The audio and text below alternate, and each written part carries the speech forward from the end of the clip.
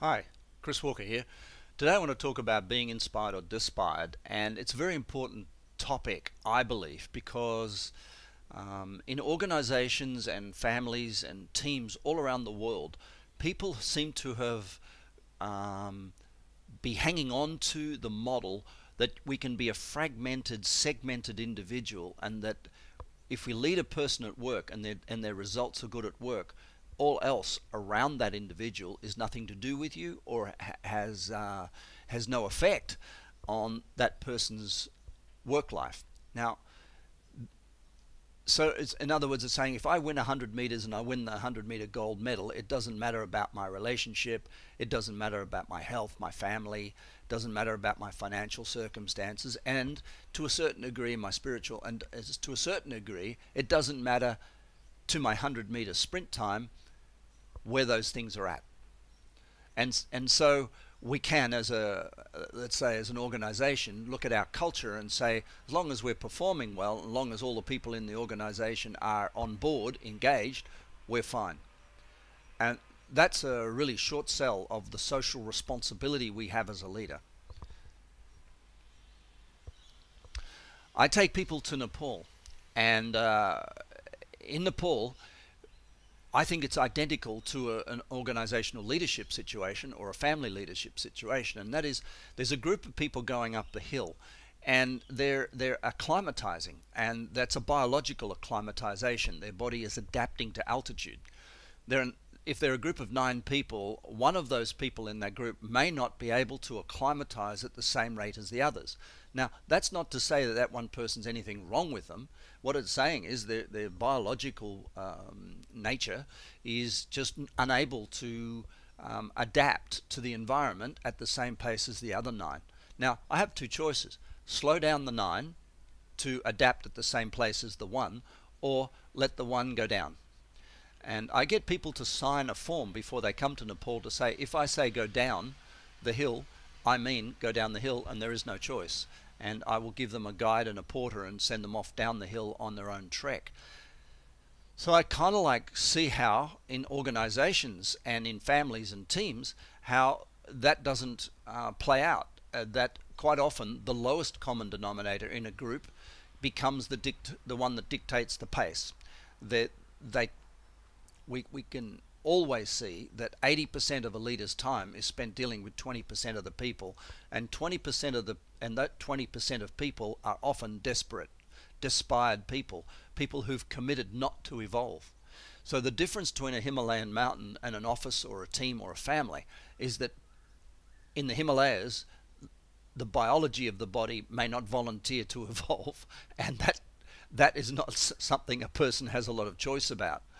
Although we have seen that food, alcohol, attitude, and a few other variables can affect a person's biological adaptation capacity, but there are things way outside of that mean that a 90-year-old person with poor health, may adapt in the Himalayas faster than a 17-year-old with fantastic health. They don't quite understand the biology of adaptation skill. However, in the workplace, in a family or team, we do. And in that environment, it's our headspace, where what we think and how we approach change and how we approach life. And my mission has been, for the last 25 years, to help people live as nature intended. I see that when a person gets out of harmony with nature, they create disaster, catastrophe, and humbling circumstance in their life. And so staying in harmony with nature basically means evolve, grow, evolve. And in an organization, some people choose, and that's the most important thing that we need to hear at the start of this podcast. People choose not to evolve. They prioritize what they believe, in other words, their ego, over evolution.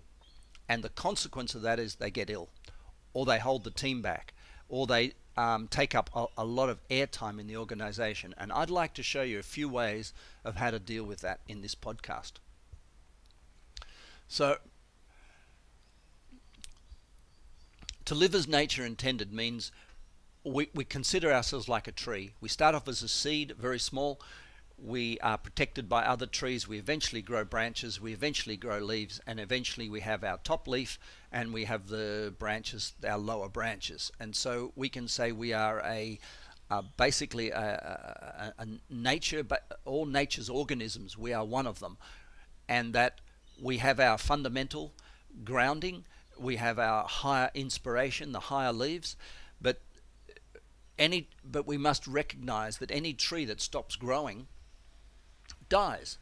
Nature says the purpose of a tree is to get bigger and to process more oxygen and carbon dioxide and to draw more water and become a greater source of fertilization for other trees. So every tree has a purpose and every human has a purpose. And the minute we stop growing, we stop moving towards that purpose.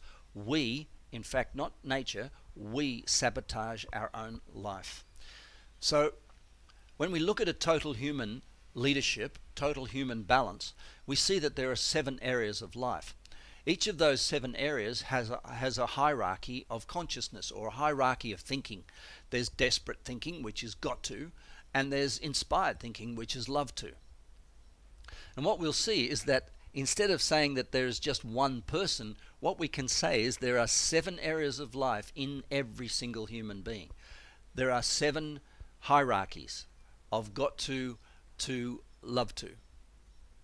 Now, what happens in classical work-life balance models, which are very, very old school, is that we'll have a problem in our financial area and we'll take a time out to get mentally balanced around it.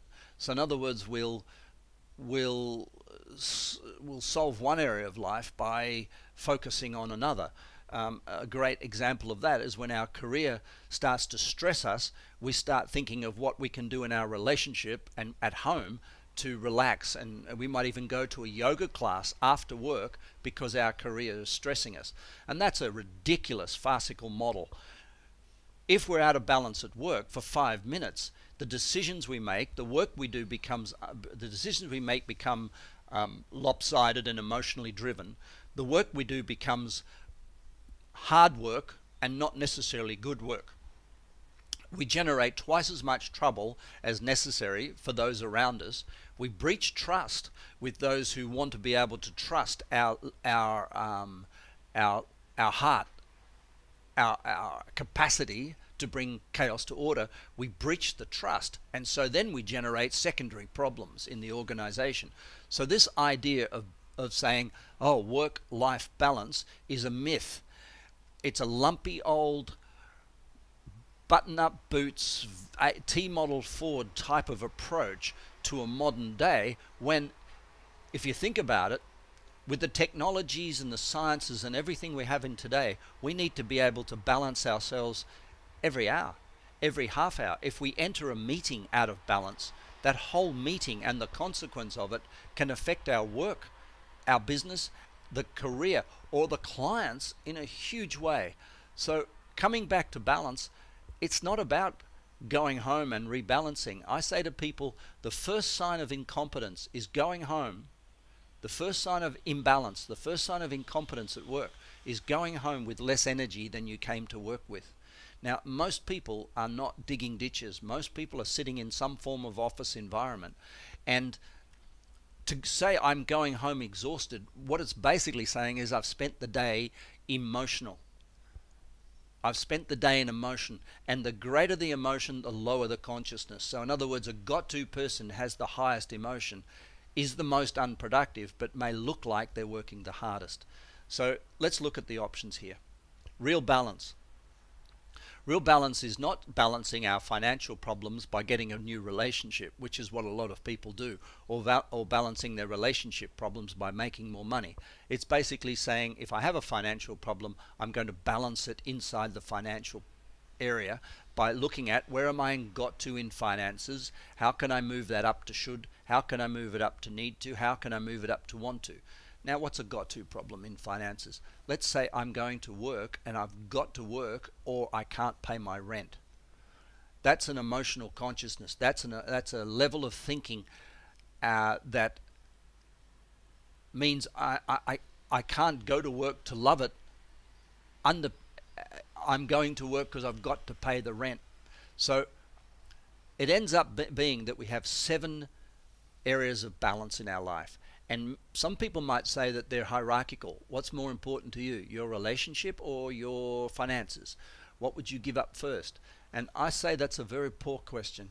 I say there are 7 areas of balance equally important. If you are not financially balanced, it will penetrate and mess around with your relationship. And if your relationship is messed up, it will penetrate and mess around with your career. And if your career is messed up, it'll affect your mind, and your mind will affect your relationship. So prioritizing these things and saying relationship is more important than mental health is a really bad start to the whole total human balance equation. Let's look at it. Let's say in the spiritual area I'm at a desire to, in the health area I'm in a should, in financial I'm up in choose to, in relationship I might be down in should, in career I'm up in desire to, social life I'm down in got to, and in my mental health I'm way up there in should. So that's a typical person's distribution of their balance. What organizations might say is, because this person is up in a choose to level in their career, everything's fine. We have a high performing, highly engaged, totally choose to, totally inspired individual in the workplace, and therefore all else follows, that we have a healthy human. But the fact of the matter is, we've seen from what we wrote before, that this person is much of their engagement in their workplace is caused by their disengagement from other areas of life, and they're imbalanced. And therefore, most importantly at this point in the conversation, they're in an unsustainable place. Unsustainable. They might peak the results this year, but where are they going to be in their life in the next coming years? Instead of looking at this, we can say, what's the truth? The truth is, the lowest area of the 7 areas of life impacts all the others. So our lowest level of consciousness, if in this case, as I've drawn in the diagram, my social life, I might feel lonely, I might feel separated from the world, I might feel unsupported in family level, I might feel like I'm the only person that's important and everybody else around me doesn't like me. If my social interaction is poorly, if I don't feel like I'm belonging to some greater network of human beings, then I will become a very fearful person, very defensive. And although I might be acting out much higher levels of love to and choose to and desire to and all the other areas, this level of social unconsciousness, desperation we've called it in this conversation, desperation impacts all the others. It draws them down, it permeates them and sabotages them. And what we end up with is a limited scope, a habit of thinking desperate. And so a desperate person in their family life comes to work and may enact the idea of engagement and may produce results, but they're doing those results from a very desperate place. And this habit of is not a habit of what they think, it's a habit of how they think, whether they choose to evolve or not.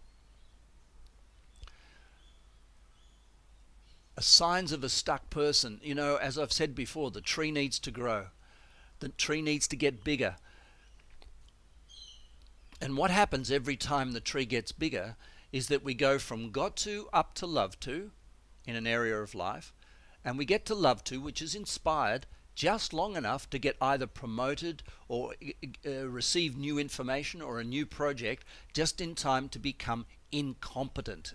And incompetence for some people is such an ego-shattering experience that they deny it, and therefore they'd prefer to stay away from incompetence. But a growing person is identified by the fact that they constantly rise to a level of incompetence, work through it, and move on. The difference between two people is how quickly they can move through that phase of incompetence, how quickly they can re-inspire themselves to become incompetent, to become competent again. The person who doesn't want to become incompetent, who is engaged in reinforcing their ego and being super bravado wants to see themselves continually in a heightened state of ego. So whenever they get to the heightened level of love to or inspired, they will say, this is it, I'm going to stay here and I'm going to defend that position against all incoming information that may cause me to be competent. So they become control freak, anal retentive, repetitive, and they become depreciative of anything that comes up underneath them that might be shifting them up, including other people. So this is the first sign of desperation. And let's talk about now the early warning signs in an organization, family, or team where you suddenly go, oh, this person is becoming desperate. Firstly, they're tired a lot. Secondly, they'll blame the universe themselves. They'll blame family, friends, leaders, the company, the product, the market. They'll blame everything except themselves for their state of tiredness or their state of unhappiness. They'll play victim. You did this to me, they did this to me, oh, poor me, I wish I'm not good enough. They'll play the game that something outside of them is imposing punishment upon them, imposing hardship. And pity loves a party, by the way. So a toxic individual inside who's desperate inside an organization and stuck in the habit of desperation attracts other people around them. Attracts other people around them because pity loves a party. And so it's like a bad seed in an apple. The whole apple becomes brown because of one little bad spot in the apple. And so it's not healthy to let a desperate person who is in a habit of desperation in any of the 7 areas of life stay in that space. I say coach them up or coach them out. It's very simple. And companies spend tens of thousands of dollars on conferences and speakers and motivational things, which is so brilliant. But anybody below a need to level, who is in need to, should, or got to, is not hearing a word the speaker's saying. That person, if they're in the habit of being desperate, is stuck. And they will draw all of the goodness that's done to those above them back down by playing victim. They become defensive.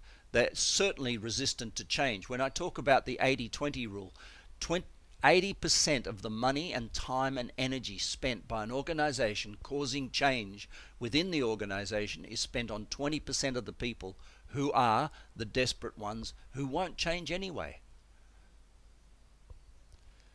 They become addicted to sugar, coffee, food, sex, and those addictions are witnessed because they start talking about those things before lunch. A lot of Coca-Cola and Fanta and those sorts of drinks are drunk, on the way to work or at the desk in the early morning. They start putting on, they have emotional extremes. They're up 1 minute, yahoo, wanting to have birthday parties for everyone at lunchtime, and then they're having big downers and crying because something happened at home yesterday. They gossip a lot. They put on or lose a lot of weight. They become confused. They're always going, I don't understand, I don't understand. And when you give them an instruction, it doesn't get through, because a desperate person has a radio station running in their mind. This got to is a lot of noise. And this radio station is running in their mind. So if you speak to that person, only 10% of what you say is getting across through the noise of the radio into their head. So they are confused. It's understandable. It's because of the mind noise of a desperate headspace. There are, however, worse signs. And if you leave a person in a state of desperation, in other words, if I don't on the mountain have capture the early warning signs of altitude sickness, I get the later signs of altitude sickness, which is usually time for a helicopter. Now, it has never happened to me, but I can see how easily it is to happen on a mountain. But it's much easier to happen in a workplace where we become friends with people and we don't want to hurt them and we don't want to have them leave the company.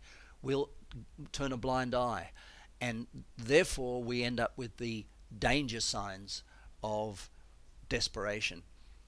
They become highly opinionated.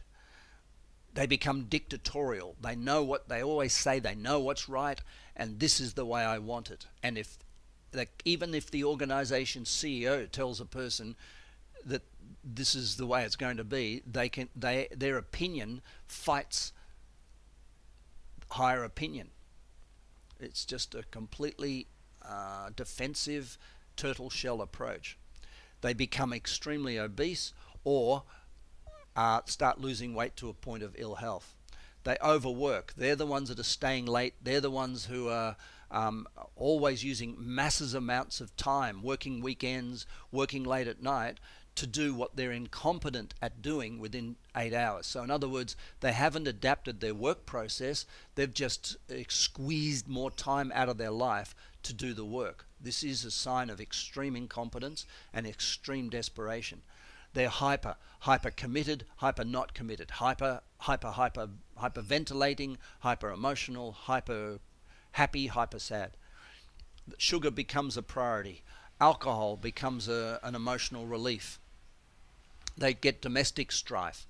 Anger becomes expressed and felt, and you can see it in their skin tone where it starts to wrinkle and dry out, that the anger is underneath the surface all the time. Tiredness turns to fatigue, and that will in turn turns to health loss and sick leave and all these sorts of signs that show that this person's health is being impacted by their level of thinking. Desperate people get desperate health problems, and an organization that keeps a person in a results-based paradigm, saying that their health has nothing to do with that paradigm, is actually equivalent to me taking a person up the Himalayas saying, you're not acclimatizing, but doesn't matter, we'll see how you go. They become righteous. I'm right, you're wrong.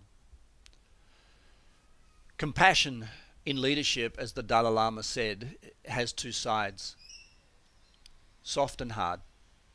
Soft, let's leave you in your place and see how we go.